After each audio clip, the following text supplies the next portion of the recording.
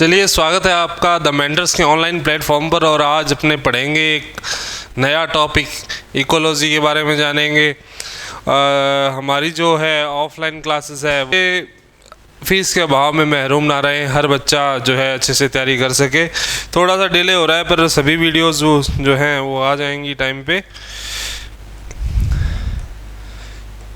तो देखिए, इन्वायरमेंट का जो है बड़ा पोर्शन है एक, जो हर एग्ज़ाम के अंदर आजकल इन्वायरमेंट की भूमिका बढ़ गई है, क्योंकि हमें भी जैसे ज़रूरत पड़ रही है, जैसे जैसे टाइम बढ़ रहा है। पहले हम ग्रोथ की तरफ थे, अब हम क्या है इन्वायरमेंट पे भी ध्यान दे रहे हैं। आपने देखा होगा कि रीन्यूएबल एनर्जी रिसोर्सेज आ चुके हैं, एनर्जी में अपने पढ़ा था। तो इन्वायरमेंट पे फोकस करना बहुत ज़रूरी हो गया है, क्योंकि इन्वायरमेंट अपना एक बेहद अंग हिस्सा बन चुका है। इन्वायरमेंट पे ध्यान नहीं दिया गया तो आने वाली जो जनरेशन्स हैं उनको भुगतना पड़ेगा ये सब कुछ। और इन्वायरमेंट के जो साइड इफ़ेक्ट है वो ये जनरेशन भी अभी भी देख रही है। तो इसी कारण क्या है, जो एग्ज़ाम्स हैं उसके अंदर भी इन्वायरमेंट का जो पोर्शन है वो बढ़ गया। तो इन्वायरमेंट का पोर्शन है बढ़ गया है, क्वेश्चंस आते हैं अच्छे खासे। तो यदि आप कोई भी स्टेट पीसीएस की तैयारी कर रहे हैं, यूपीएससी की तैयारी कर रहे हैं, तो ये जो सीरीज़ है, ये जो सेशंस हैं, ये आपके लिए बेस्ट रहने वाले हैं। और आज हम बेसिक की बात करेंगे, इन्वायरमेंट की शुरुआत करेंगे। तो बेसिक टर्मिनोलॉजी की शुरुआत करते हैं। तो हम इकोलॉजी से शुरुआत करेंगे कि बेसिक इकोलॉजी। अब आपको क्या है कि कंसेप्ट समझने हैं। इसमें कंसेप्ट जितने ज़्यादा समझेंगे ना, उतने ज़्यादा आपके एग्ज़ाम क्लियर होने के चांसेस रहेंगे और आप एक इन्वायरमेंट के क्वेश्चंस को डील कर पाएंगे। जो एक महीने के अंदर आप 30 दिन का या फिर 30 दिन का जैसे 100 पेज इन्वायरमेंट में ये सब पढ़ के रट के इन्वायरमेंट नहीं होने वाला। इन्वायरमेंट की जो बेसिक नीड्स है, जो इसके कंसेप्ट है, उसको समझो। आप किसी भी सब्जेक्ट को कर रहे हो तो पहले उसकी डिमांड को समझो, डिमांड क्या है। तो ये कंसेप्चुअल सब्जेक्ट्स हैं, इनकी पहले कंसेप्ट समझो। हाँ, थोड़े फैक्ट्स जो है अपने साइंस एंड टेक से इन्वायरमेंट में ज़्यादा है। अबाउट इसके अंदर 60-40 का रेशियो रहता है, 65-35 भी हो जाता है।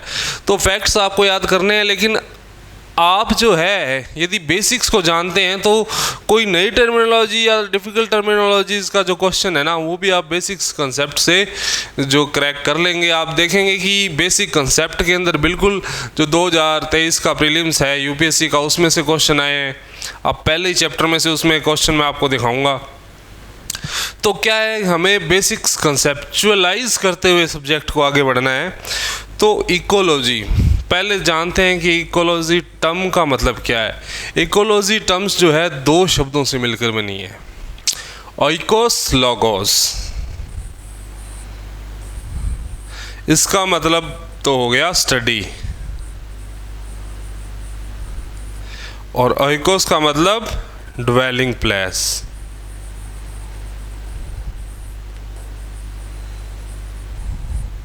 और होम, किसी के घरों का अध्ययन ही क्या है, इकोलॉजी शब्द का मतलब। अब इकोलॉजी क्या है, इसको अपन देखते हैं। इकोलॉजी जो टर्म है उसको पहली बार डिफाइन किया था डिटेल्ड के अंदर अर्नस्ट हैकेल ने। उन्होंने इकोलॉजी का जो डिटेल्ड वर्जन है हमें देखने को मिलता है 1869 के अंदर दिया था।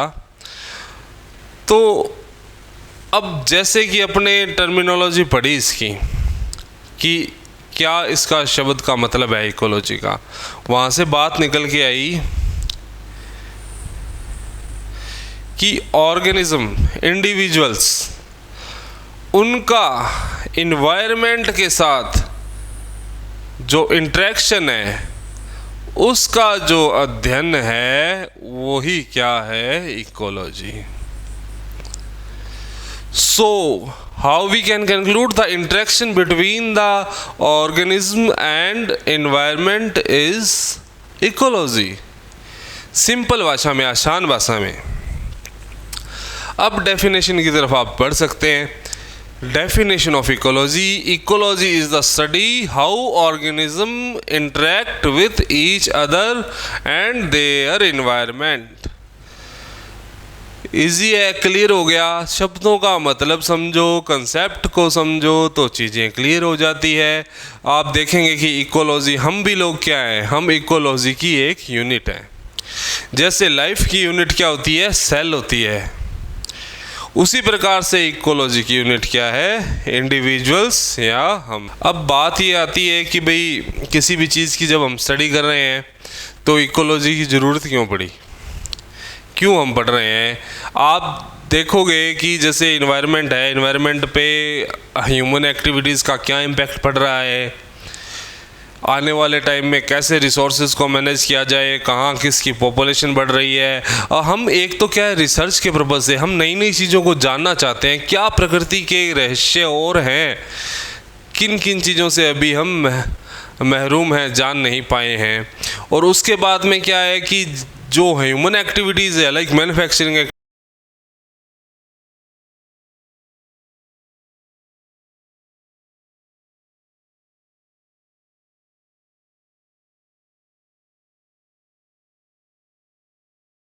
उनके इम्पैक्ट को जानना और नेचर जो है उसके अंदर बैलेंस बना रहे, कहीं हम ह्यूमन एक्टिविटीज़ में नेचुरल बैलेंस तो नहीं बिगाड़ रहे। प्रकृति का बैलेंस बिगड़ेगा तो आपदा आएगी। आपदा कहाँ आ सकती है, मानवता पे आपदा आ सकती है। आपने पुराने इतिहास में सभ्यताएं देखी होंगी जो नष्ट हो गई, तो एक्सेसिव कंजप्शन रहा होगा। जब हम किसी चीज़ का दोहन करते हैं तो दोहन जो है वो क्या है, क्रांति को जन्म देता है बच्चों। और ये क्रांति आप प्रकृति का, अब भाई ठीक है कि भारत के अंदर क्रांतियाँ हुई थी, देश को आज़ाद कराना था, क्यों, क्योंकि अंग्रेज़ों ने क्या है, एक्सेसिव कंजप्शन किया, हमारा दोहन किया। अब जिस दिन समझो नेचर ने, प्रकृति ने क्रांति कर दी, उस दिन क्या होगा, उस दिन सुपर डिजास्टर्स होंगे, एबोलिशन ऑफ द ह्यूमैनिटी। पूरा जो समाज, पूरा जो इकोसिस्टम है, एनवायरनमेंट है, सब खत्म हो जाएगा। तो बेहतर है कि हम उसको जाने। शासन का मतलब ही अच्छा प्रशासन है, कि हम उस चीज़ को जानें कि हम प्रकृति का दोहन कर रहे हैं, उससे कुछ ले रहे हैं, तो उसका हमें ध्यान रखना चाहिए। तो यही इम्पैक्ट हमारा जो ह्यूमैनिटी का जो इम्पैक्ट है, जो मैं बात करना चाह रहा हूँ, समझो उसको, जो इम्पैक्ट है ह्यूमन एक्टिविटीज़ का, वो क्या पड़ रहा है, क्या नहीं पड़ रहा, और प्रकृति का बैलेंस बना रहे, इसको जानने के लिए इकोलॉजी की स्टडी करना आवश्यक है। बाकी एफर्ट्स, कंजर्वेशन एफर्ट कहाँ कहाँ लगाने की आवश्यकता है, कहाँ इकोलॉजी डिस्टर्ब हो रही है, रिसोर्स को मैनेजमेंट कैसे करना है, लाइक कि कोल ख़त्म हो रहा है तो हमें रिसोर्स मैनेजमेंट की आवश्यकता पड़ी, हम रीन्यूएबल एनर्जी रिसोर्सेज की तरफ गए, हमारे जो फॉरेस्ट हैं वो जल्दी जल्दी ख़त्म हो रहे हैं, तो आवश्यकता ये पड़ेगी कि फॉरेस्ट को कंजर्व किया जाए। तो ये स्टडी हम कब कर पाएंगे, जब हम इसकी इकोलॉजी और इन टर्म्स को समझ पाएंगे, इनकी डीप स्टडी करेंगे। और डीप स्टडी करने के लिए हमें इकोलॉजी को समझना पड़ेगा, बेसिक्स को उसको समझना पड़ेगा। तो जो फर्स्ट मैंने जैसा आपको बताया कि 1869 में अर्नस्ट हैकेल ने डिफाइन किया गया था 1869 में कि reciprocal relation between the living organism and environment is ecology.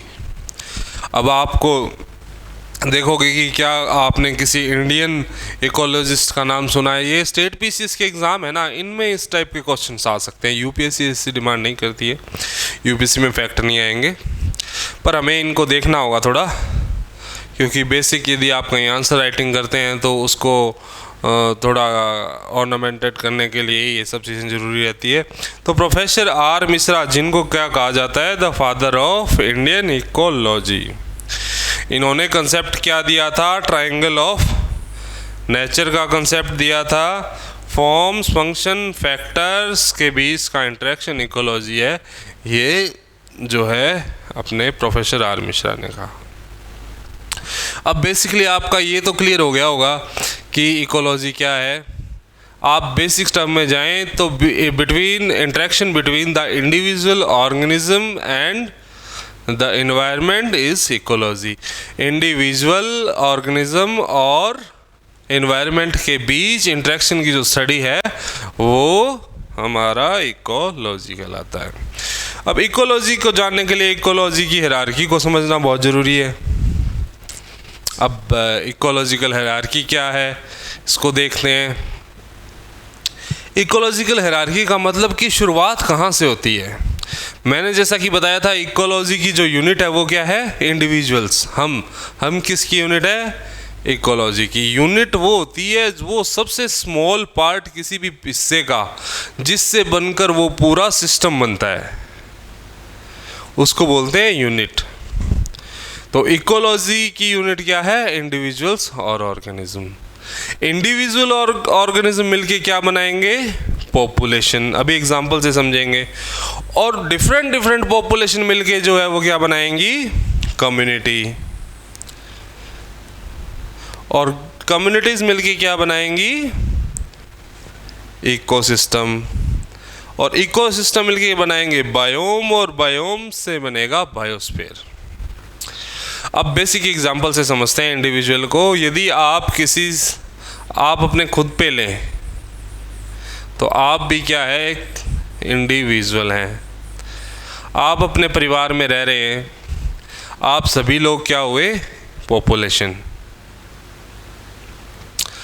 इसको अपन समुद्री पारिस्थितिकी तंत्र से समझें तो देखो कि जो फिशेस हैं, जो मछलियां हैं वो क्या हैं? इंडिविजुअल।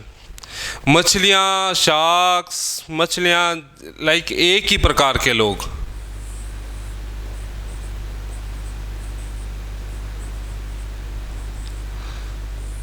ये क्या हुई? एक सिंगल फिश तो हुई इंडिविजुअल, और उससे दिखाई नहीं दे रहा क्या?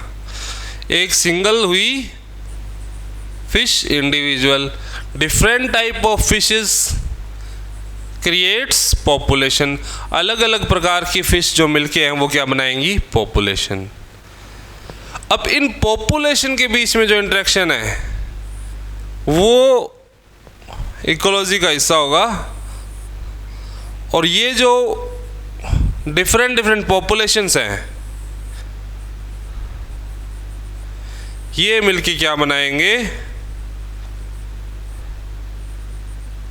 कम्युनिटी।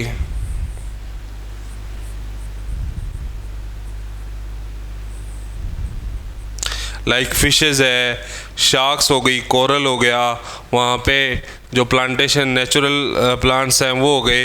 ये सब मिलकर क्या बनाएंगे? कम्युनिटी। और जब एक कम्युनिटी किसी दूसरी कम्युनिटी के साथ इंटरेक्ट करती हैं, ये सब कम्युनिटीज़ जो हैं अलग अलग, ये क्या हुआ? हमारा पूरा इकोसिस्टम। क्लियर हो गई आपने? अब इंडिविजुअल, पॉपुलेशन, कम्युनिटी और इकोसिस्टम का फंडा क्लियर हो गया। और इन्हीं के बीच में इंटरेक्शन को जो है हम इकोलॉजी के अंदर पढ़ते हैं। अब जैसे कि बेसिकली आप देखो, बात आएगी यहाँ पर, ये जो पोर्शन है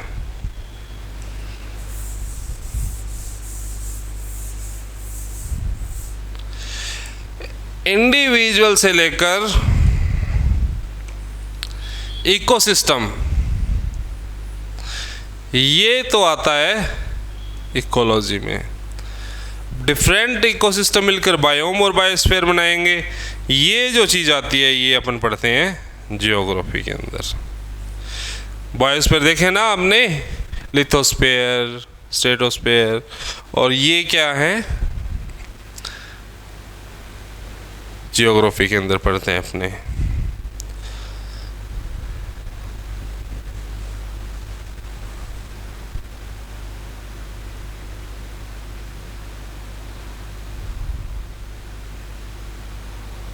अब देखिए कि हमें इकोलॉजिकल हायरार्की को पढ़ने की ज़रूरत कहाँ पड़ी।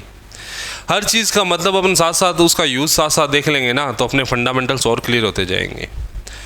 कंजर्वेशन, कि कितना इंडिविजुअल किसी इकोसिस्टम में, कितने इंडिविजुअल्स हैं, हमें उसके कंजर्वेशन के लिए प्रयास करने चाहिए कि नहीं करने चाहिए। जैसे प्रोजेक्ट लायन, प्रोजेक्ट टाइगर, ये हमें कैसे पता चला? हमने इंडिविजुअल्स को स्टडी की ना।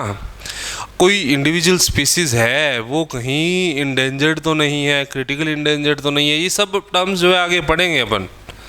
पर उनके कंजर्वेशन के लिए जो क्या है, इकोलॉजिकल हायरार्की को समझना ज़रूरी है। दूसरा, इकोसिस्टम मैनेजमेंट करने के लिए कोई इकोसिस्टम है वो कहीं ह्यूमन एक्टिविटी से प्रभावित तो नहीं हो गया है, उसको रिस्टोर करना है। इस प्रकार के एक्टिविटीज़ के लिए इकोलॉजिकल हायरार्की को समझना बहुत ज़रूरी है। फिर अगला आता है बायोडाइवर्सिटी। मेंटेन करना किस चीज़ को? इकोलॉजिकल बैलेंस को मेंटेन करने के लिए हमारा इकोलॉजिकल हायरार्की को पढ़ना बहुत ज़रूरी है, ताकि जो आने वाले इन्वायरमेंट चैलेंजेस हैं उनसे हम निपट सकें। तो बच्चों देखो, क्या ये कंसेप्ट की बात है? कंसेप्ट समझो और तैयारी में लग जाओ। अब आप कंसेप्चुअल होते जा रहे हैं। एग्ज़ाम टफ जरूर हो रहे हैं, लेकिन एग्ज़ाम इंटेलेक्चुअल हो रहे हैं अभी।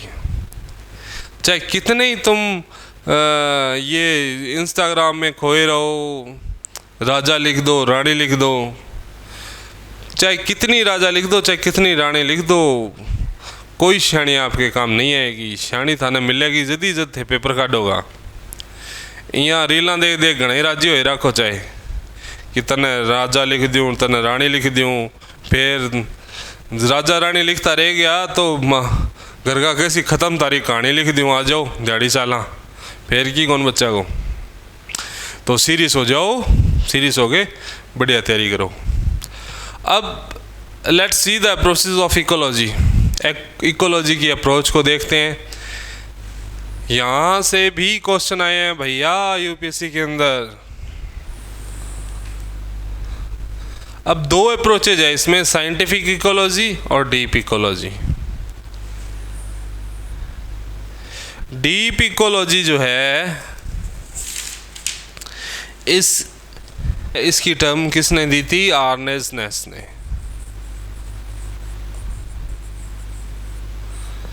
अब जहाँ साइंटिफिक आ गया, आप समझ जाओ कि साइंटिफिक है तो भैया दिमाग पूरा लगाएगा बंदा। साइंटिफिक क्या होगी? मोर प्रैक्टिकल अप्रोच होगी। ये एक प्रैक्टिकल अप्रोच है। जो डीप इकोलॉजी है वो लेस प्रैक्टिकल है। क्यों? अभी समझेंगे।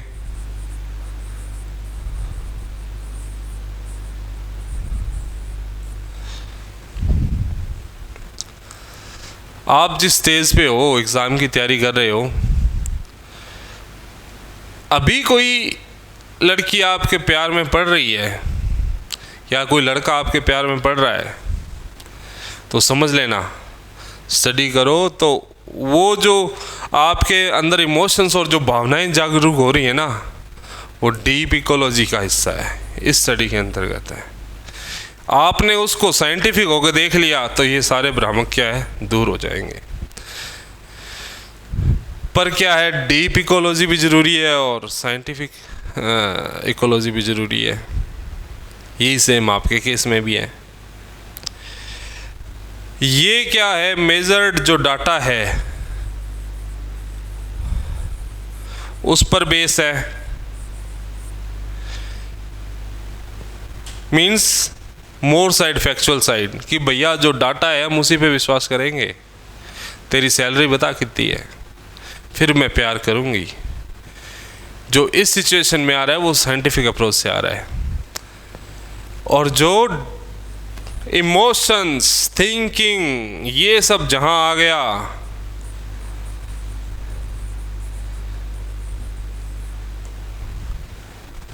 वो हो गई डीप इकोलॉजी, भावनाएं। तो जो इन सब चीज़ों से प्रभावित हो रहा है वो मतलब डीप इकोलॉजी में। तो अभी इकोलॉजी की स्टडी के अंदर हम इमोशंस को, थिंकिंग को और इन चीज़ों को इंक्लूड कर रहे हैं। तो ये क्या है? डीप इकोलॉजी का हिस्सा। स्पिरिचुअलिटी भी लिख सकते हो। अब क्या है, दोनों ही ना, दोनों का अलग अलग इम्पोर्टेंस है। यथार्थ का ज्ञान होने के लिए साइंटिफिक इकोलॉजी ज़रूरी है। लोगों को कनेक्ट करने के लिए हमारा जो है डीप इकोलॉजी ज़रूरी है। यदि आप आउटसाइड से खड़े होकर डायरेक्ट ऑब्जर्व करना चाहते हैं तो आपके लिए साइंटिफिक इकोलॉजी काम करेगी। बट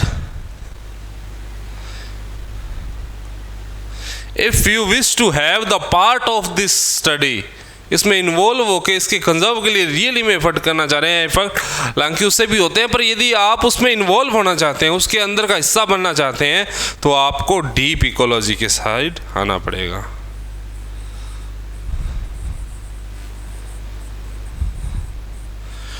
तो अभी इसी कंसेप्ट से डीप इकोलॉजी पर सवाल आया था, समझ गए होंगे होपफुली। यहाँ तक आपका क्या है, क्लियर है। अब एक जो टर्मिनोलॉजी है वो रह गई थी, वो देखते हैं, ऑर्टिकोलॉजी एंड सिंकोलॉजी। ऑर्टिकोलॉजी एंड सिंकोलॉजी। ऑर्टिकोलॉजी क्या होती है, जब हम इंडिविजुअल जो है उसकी स्टडी करते हैं, उसको स्टडी को बोलते हैं हम इंडिविजुअल या ऑर्गेनिज्म की स्टडी की बात करेंगे तो ये आएगा ऑर्टिकोलॉजी के अंदर। ऑर्टिकोलॉजी मीन्स इंडिविजुअल और पॉपुलेशन, ये दोनों यहाँ तक जो है ये ऑर्टिकोलॉजी के अंदर आएगा। जब हम अलग अलग ग्रुप्स के बीच के अंदर इंटरेक्शन की स्टडी की बात करेंगे तो वो किसके अंदर आएगा, सिंकोलॉजी। तो ये जो सारा सेक्शन है ये इसमें आता है, सिंकोलॉजी में आता है। चलिए अब बात करते हैं हैबिटेट एंड निश की।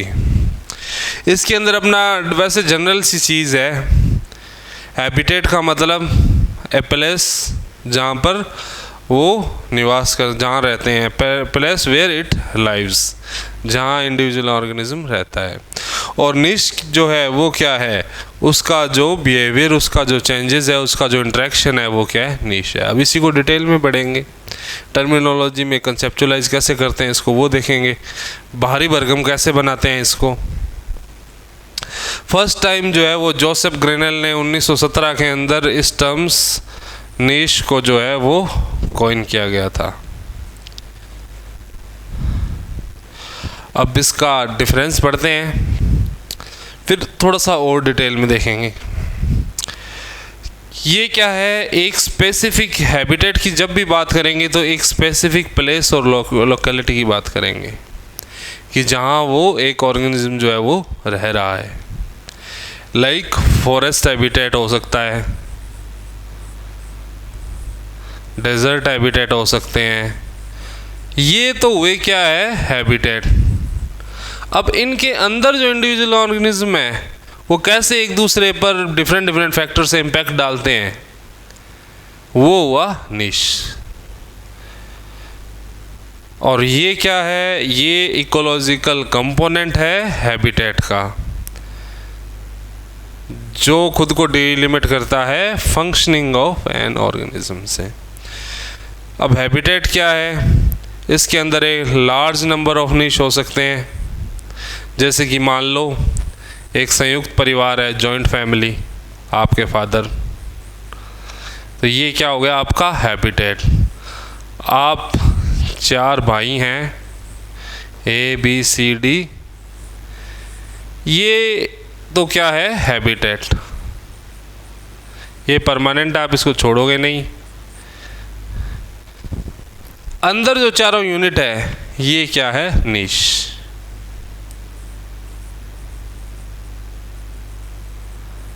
अब हो सकता है कि ये 2 यूनिट बनी हुई हो, ये भी साथ में रह रहे हैं, CD साथ में रह रहे हैं, पर आने वाले टाइम में हो सकता है C AB के साथ शिफ्ट हो जाए, पर रहेगा तो किस में, इसी हैबिटेट में।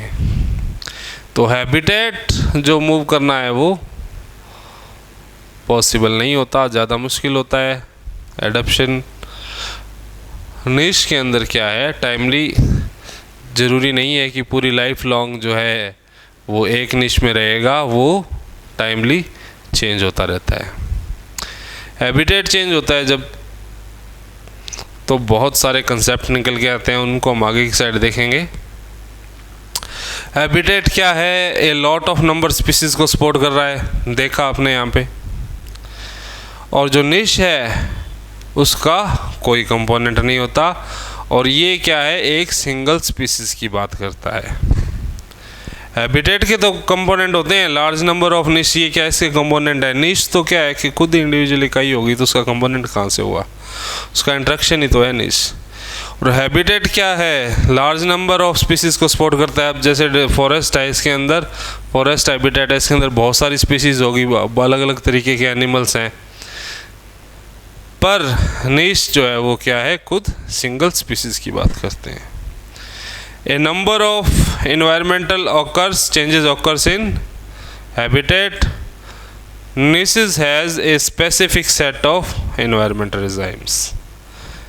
A species doesn't change the habitat, which we have already talked about this point, and जो niche है वो अपने लाइफ स्पान के दौरान अलग अलग जो है niche में रहता है। अब इसी को डिटेल में देखते हैं। बेसिक्स तो हमने देख लिया, अब डिटेल में और समराइज करते हुए बिल्कुल चलेंगे line to line. A habitat is a natural environment where a particular organism lives. और इसके जो मेन कंपोनेंट है वो क्या होते हैं, जैसे कि फूड, शेल्टर, प्रोटेक्शन, मैटिंग, ये सब क्या है, हैबिटेट के कंपोनेंट हो गए। अब नीश क्या है, नीश तो क्या है, एक फंक्शनल रोल है और पोजीशन ऑफ स्पीसीज, जिसमें वो इन्वायरमेंट के साथ मिलके खुद को डिस्क्राइब करते हैं, अपने इन्वायरमेंट के अंदर खुद को डिस्क्राइब करते हैं। Habitat of organism is characterized by physical and its biological characteristics, and niche is about how the individual organism respond to that biological and physical factors.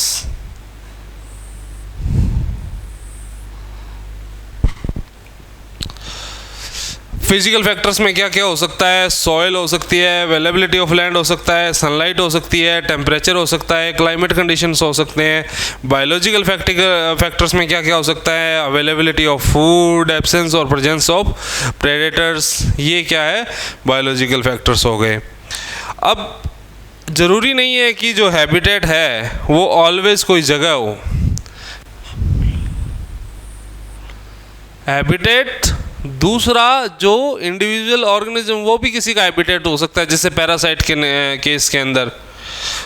ये वाला स्टेटमेंट बिल्कुल याद रखना कि habitat can be the body of its host, part of its host body, और a single cell, even a single cell can be the habitat for any individual. So it is not compulsory that habitat has some physical form. I think it's clear now. ये जो statement है ये सीधे सीधे आपको question के अंदर मिल जाएंगे, यहाँ से क्वेश्चन आता है। वैसे मेन कंपोनेंट क्या होता है, स्पेस, शेल्टर, फूड और वाटर, ये इसके क्या है, मेन कंपोनेंट होते हैं, पर ये ऑलवेज हो ये ज़रूरी नहीं है। ये एक जनरलाइज स्टेटमेंट है, but it is not for always. Let's talk about the निश। निश के बारे में आपने जान ही लिया कि क्या है। निश क्या है, रिप्रेजेंट करता है interaction of population with these factors. In factors के साथ कैसा इंटरेक्शन है इसको जो है शो करता है। और जो निश का जो एग्जांपल है ये आप इस प्रकार से देख सकते हैं कि कैसे जो कोई पॉपुलेशन है वो यूटिलाइज करती है रिसोर्सेज को, कैसे ब्रीड करती है, कैसे प्रोड्यूस करती है, तो कैसे जो प्रेडेटर्स हैं उनकी पॉपुलेशन में फ़र्क आता है, इन चीज़ को कैसे इफेक्ट करते हैं। तो ये सारा जो इंटरेक्शन है ये दैट्स ऑल अबाउट द निश। The term ecological niche is commonly used while dealing with living beings, as it involves the interaction of the organism with the ecosystem. Same thing is going round and round and round, her step में उसी का active passive चल रहा है। तो I think habitat and निश is clear for right now. अब एक जो नोट है वो आप देख लें, बहुत इंपॉर्टेंट बात, कि निश का साइज जितना छोटा होगा उसके अंदर डिस्टरबेंस उतना ही मैक्सिमम होगा। स्मॉल निश have the maximum chance of disturbance, even if size of niche will be the large, then there will be less chance of disturbance. तो तो जो ब्रॉड नीश होते हैं उसके अंदर इन्वायरमेंट जो ग्रेडियंट है उसको कंपनसेट इजीली किया जा सकता है, वो उस डिस्टरबेंस को कंपनसेट कर सकते हैं। तो लार्ज जो ब्रॉड नीश होंगे उसके अंदर क्या है, chances of extinction is very less, and in small niche there is a chances of higher chances of extinction. And now the term environmentalism is come out from this. अब environmentalism term जो है वो आती है। इसका use क्यों होता है ये हमने देख लिया। कंजर्वेशन एफर्ट्स हो गए, बायोडाइवर्सिटी मैनेजमेंट हो गया, नेचुरल रिसोर्सेज मैनेजमेंट हो गया, इन सब के अंदर इसका यूटिलाइजेशन किया जाता है। ये हमारे जो नोट्स हैं इनको डाउनलोड करने के लिए आप इसको स्कैन कर सकते हैं।